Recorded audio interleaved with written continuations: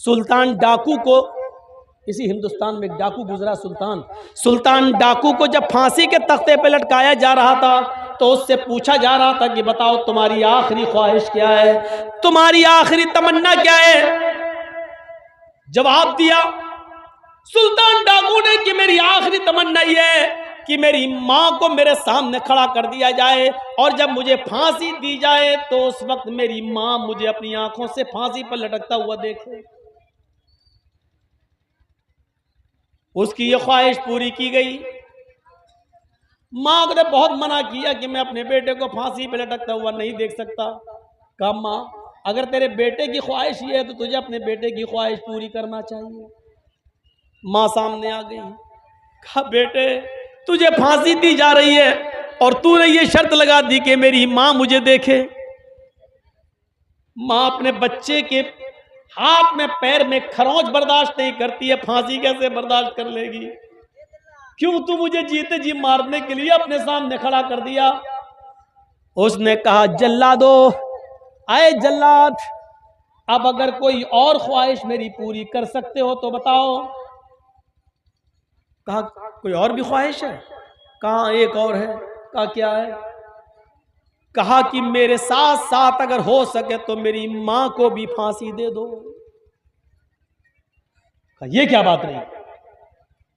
जुर्म तुमने किया, मर्डर तुमने किए, कत्ल तुमने किए, चोरियां और डकैतियां तुमने डाली और कह रहे हो फांसी मेरे साथ मेरी मां को भी दो। कहा हां, इसकी वजह यह है कि जब मेरी उम्र 5 साल की 6 साल की थी और मां ने मुझे 1 दिरहम देकर भेजा था दुकान पर और कहा था कि बेटे दुकान से 2 अंडे ले आओ।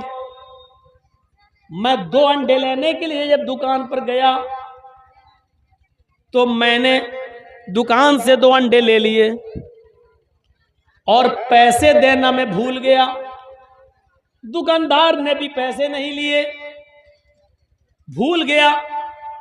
और मैं वो 2 अंडे लेकर जब मैं घर पे आया तो मैंने कहा मां, ये 2 अंडे भी मिल गए और पैसे भी बच गए। मां ने कहा क्या हुआ? कहा उसने मांगे नहीं, मैंने दिए नहीं। उसने पूछा पैसे, मैंने कहा दे दिए। वो समझा कि मिल गए, उसने मांगा नहीं। मां ने कहा शाबाश बेटा, ये मेरी मां है। उस दिन जब मेरी उम्र 5 साल की थी उसने मेरी पीठ थपथपाई हो। का बेटा, इस गरीबी में तुमने मेरी कितनी अच्छी मदद की। उस दिन के बाद मेरी हिम्मत बढ़ गई। फिर मैं अंडे के बाद मुर्गी चोर बना, फिर बकरी चोर बना, फिर गाय और बैल चोर बना, फिर मैं और बड़ा चोर बना, फिर डाकू बना, फिर लोगों को मार मार कर माल लूटने लगा। फिर मैं मर्डर करने लगा, जो सामान नहीं देता उसका कत्ल कर देता। अगर उसी वक्त मेरी मां ने एक थप्पड़ मेरे चेहरे पे मारा होता और मेरी उंगली पकड़ कर ले जाकर उस दुकानदार के पास जाकर उसका पैसा दे दिया होता और कहती मेरी मां कि ये बच्चा भूल गया था या झूठ बोला था, ये पैसा तुमको नहीं दिया, तो आज मैं इतना बड़ा चोर नहीं बनता। मुझे इतना बड़ा चोर बनाने में, मुझे इतना बड़ा डाकू बनाने में मेरी मां का रोल है। आज मैं फांसी के तख्ते पे लटक रहा हूं। मां, ये तुम्हारी देन है। मां, ये तुम्हारी तरबियत है जिसकी वजह से मैं फांसी के फंदे पे लटक रहा हूं, आज तख्तेदार पे लटक रहा हूं। मां के पास अपने बेटे के इस सवाल का कोई जवाब नहीं था, लेकिन कानून कानून था, इसलिए सुल्तान डाकू को तख्तेदार पे लटका दिया गया और उसकी मां को उसके घर पहुंचा दिया गया। माएं अपने बच्चे को तरबियत देकर अब्दुल कादिर जिलानी भी बना सकती हैं और मां अपने बच्चों की तरबियत न देकर सुल्तान डाकू भी बना सकती हैं। Mother's lap is first college for children. मां की गोद ये बच्चे का पहला मदरसा है। बच्चा मां की गोद से जो तरबियत सीखेगा वो सीखता है, और बच्चे को अगर मां ने नहीं सिखाया तो दुनिया की किसी यूनिवर्सिटी से कोई अच्छा लड़का अच्छी तरबियत लेकर नहीं उठेगा। यहां जितने शराब पीने वाले हैं, जरूर उनकी शराब पीने में उनके मां बाप का कोई रोल रहा होगा। वरना कोई नौजवान शराब नहीं पीता। अगर कोई बीड़ी सिगरेट और पान तंबाकू का खुगर है तो ये तरबियत तुम्हारे माँ और बाप की है, माफ कीजिएगा। अगर कोई शराबी शराब पीता है तो ये तरबियत तुम्हारी माँ और बाप की है। अगर कोई 200 और 500 और 1000 रुपए में जाकर लड़कियों के जिस्मों से खेलता है और जिना करता है गुमटियों पर या फिर अड्डों पे और चकलों पे जाके, तो इसमें तुम्हारी नहीं तुम्हारे माँ बाप की तरबियत का रोल है। मेरे भाइयों, अब चाहो तो अपने माँ बाप को रुस्वा करो और चाहो तो अपने माँ बाप की इज्जत का उनको बढ़ाओ। ये हमारे बुरे कामों के पीछे हमारे माँ बाप का किरदार देखा जाता है, इसलिए हमें और आपको तरबियत देखना है। तरबियत कहां से मिलेगी? अब्दुल कादिर जीलानी बगदादी रहमतुल्लाह अलैह की तरफ नजर डालो, जिनको लोग आज बड़े पीर साहब का नाम देते हैं। 12 साल की उम्र में एक काफिले के साथ गए, मां ने इनको 40 अशरफियां दी और कुर्ते के दामन में सिल दी और फरमाया, बेटे हालात चाहे कितने खराब हो कभी झूठ मत बोलना।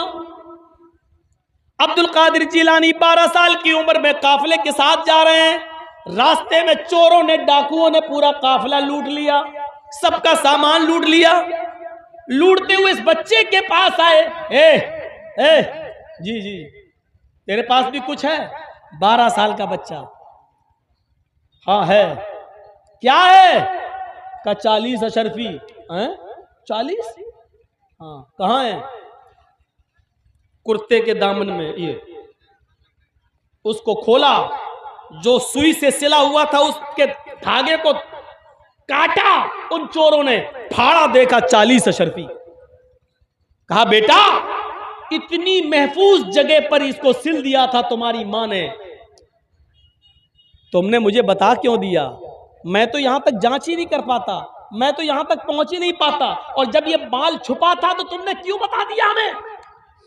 फरमाया कि मेरी मां ने मुझे चलते वक्त नसीहत की थी कि बेटे हालात चाहे कितने खराब हो लेकिन कभी झूठ मत बोलना।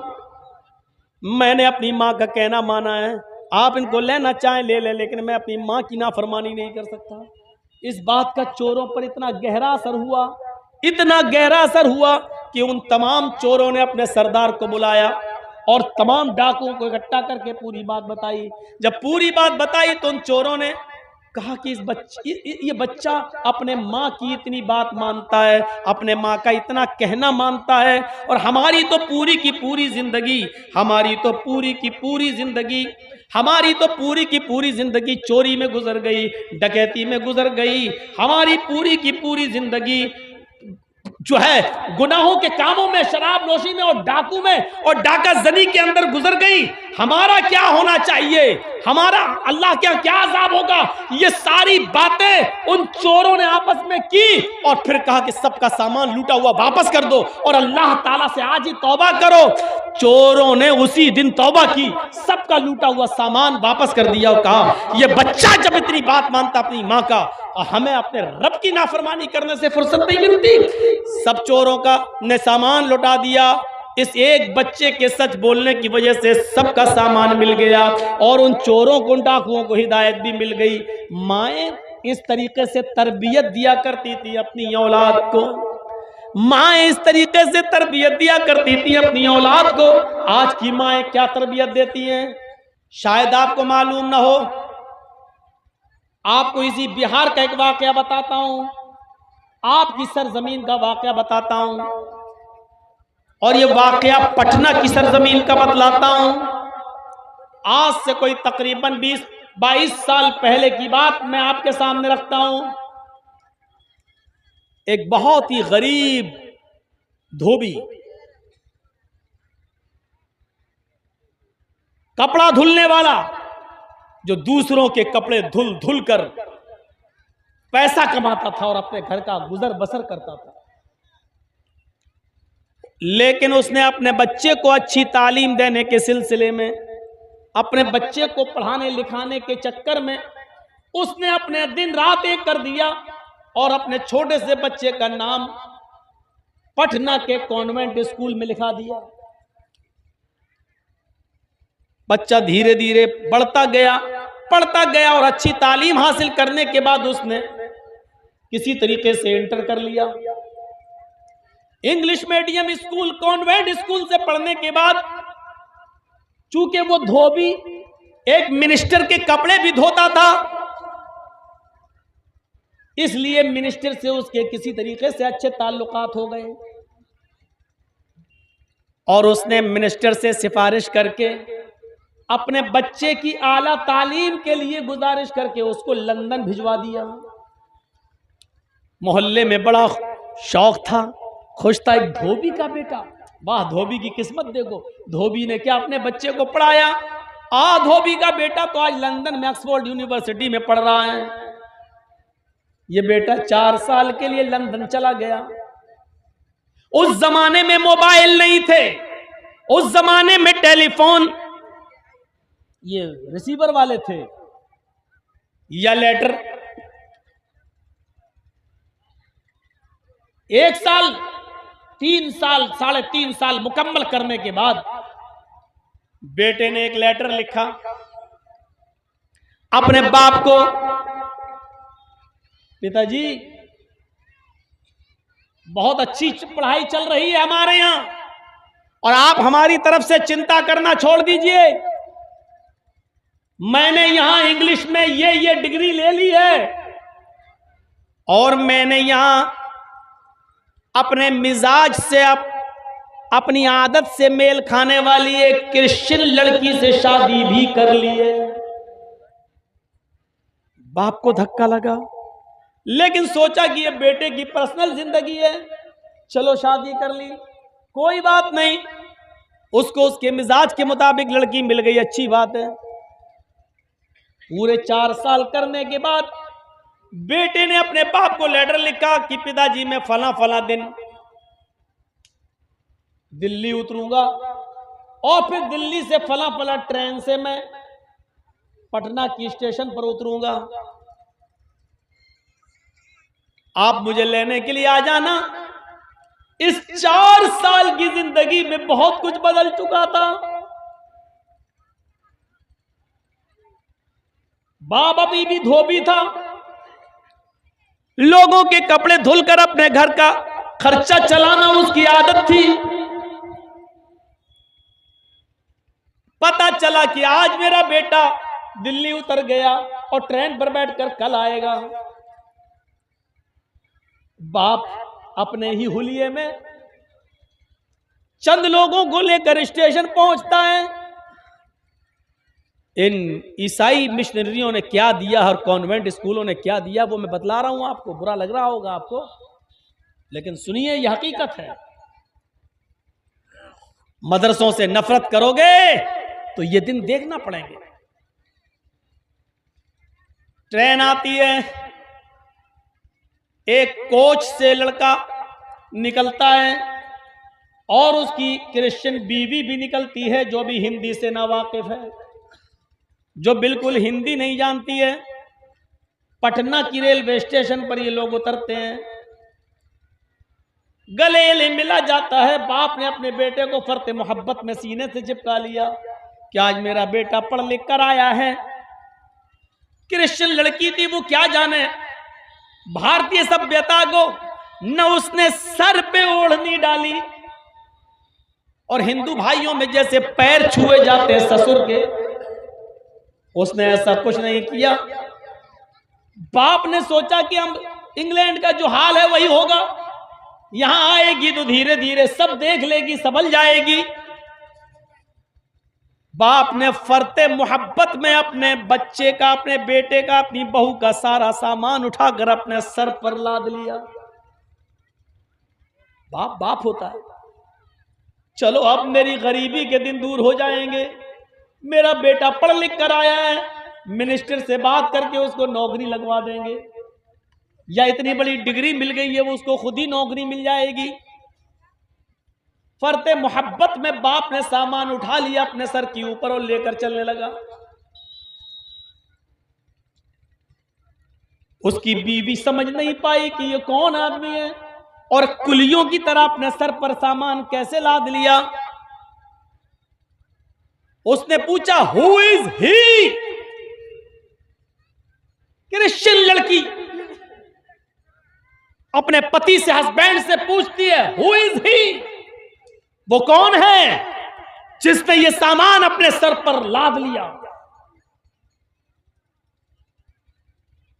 4 साल लंदन में पढ़कर आने वाले लड़के ने देखा कि मेरी बीवी मेरी बाप को बहुत बुरी नजरों से देख रही है, और ऐसा तो कभी लंदन में होता नहीं था।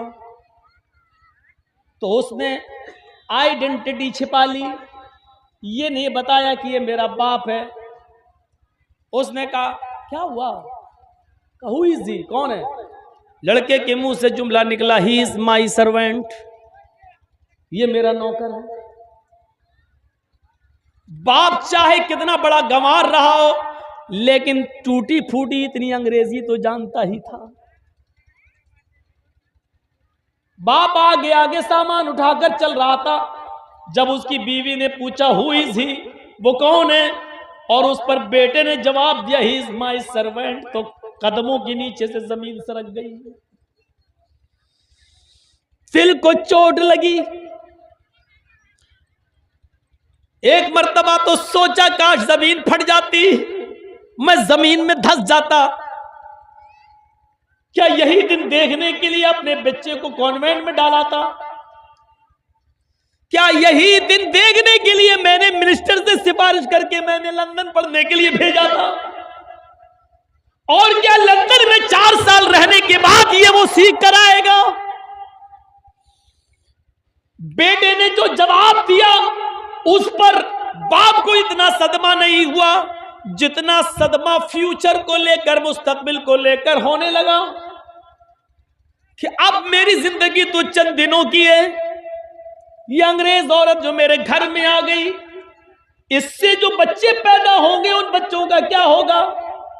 मेरे मरने के बाद मेरी बीवी को भी अपनी मां समझेगा या नहीं समझेगा? ये औरत उसको अपनी सास मानेगी या ना मानेगी? इधर मैं मर गया तो मेरी बीवी कहीं दर दर की ठोकर ना खाने लगे, 2 टाइम का कोई खाना भी देगा या ना देगा? ये सारे ख्यालात उसके जहन में आने लगे। फिर भी औरत के सामने, उसकी नई बीवी के सामने अपने इस बाप ने अपनी जबान न खोली और सामान ले जाकर अपने घर में रख दिया और एक कमरे में बता दिया कि बेटा ये तुम्हारा कमरा है, ये तुम्हारी बीवी का कमरा है। और खुद नौकरों की तरह रहने लगा कि मेरी बहू को इस बात का इल्म ना हो कि ये मेरा बाप है, वरना क्या सोचेगी और मेरे बेटे की इज्जत में कहीं फर्क ना आ जाए। बेटे को एक नौकरी मिल गई, वो ऑफिस जाने लगा। बाप अपने बेटे का लंच लेकर कभी कभी ऑफिस जाता था। लोग उससे पूछते थे बेटे से, ये कौन है? उस वक्त भी वो सच्चाई बताने से इनकार करता था और कहता था ये मेरा पड़ोसी है, कभी कहता था कि ये मेरा जानने वाला है, कभी कहता था ये मेरे जानने वाले के बाप हैं, कभी कुछ कभी कुछ। एक दिन किसी ने पूछा, भाई बताओ ये रोजाना आता है, ये कौन है? लड़के ने कहा ये मेरे जानने वाले हैं, खाना लेके आते हैं।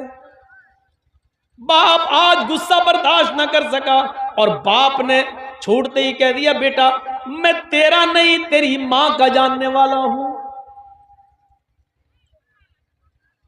बेटा मैं तेरा नहीं तेरी मां का जानने वाला हूं, ताकि सबके सामने एहसास हो सके। लोगों ने कहा क्या मतलब? कहा ये अच्छी तरीके से जानता है इसकी मां कौन है और मेरा उसकी मां के साथ ताल्लुक है, यानी वो मेरी बीवी है। लड़के को आज बड़ी शर्म आई कि सबके सामने बाप ने अपने आप को मेरा बाप कह दिया। उसने कोर्ट में जाकर मुकदमा दायर कर दिया और एक नोटिस भेज दिया और अपने बाप को हुक्म दिया कि कोर्ट में ये साबित करो कि मैं तुम्हारा बेटा हूं, वरना जिंदगी तुम्हारी तबाह कर दूंगा। मुकदमा लड़वाते लड़वाते मेरे प्यारे साथियों, वो मुकदमा पटना की अदालत में चला, लेकिन भारत का कि अदालत इतनी जल्दी फैसले कहां करती है, मुकदमे लटके रहते हैं। मुकदमा खत्म होने से पहले ही बाप का इस दुनिया से इंतकाल हो जाता है, ये बाप इस दुनिया से चला जाता है, ये धोबी मर जाता है। मेरे भाइयों, गौर करो कि कॉन्वेंट स्कूल में उसने पढ़ाया था कि मेरा बेटा एक अच्छी पढ़ाई पढ़ेगा, आला तालीम हासिल करेगा। लंदन भेजा सिफारिश करके कि पढ़ लिख कर आएगा तो मेरी गरीबी दूर होगी, फ्यूचर अच्छा होगा। लेकिन क्या मालूम था कि मुझे इस बेटे को अपना बेटा साबित करने के लिए मुकदमा लड़ना पड़ेगा, और मेरा बेटा इस बात पर मेरे ऊपर नोटिस भेज देगा कि तुम मेरे बाप हो, ये कोर्ट में साबित करो। मेरे प्यारे साथियों, आज की मौजूदा तालीम में और मौजूदा कॉन्वेंट ईसाई मिशनरियों ने बाप और बेटे की तमीज को भी खत्म कर दिया है।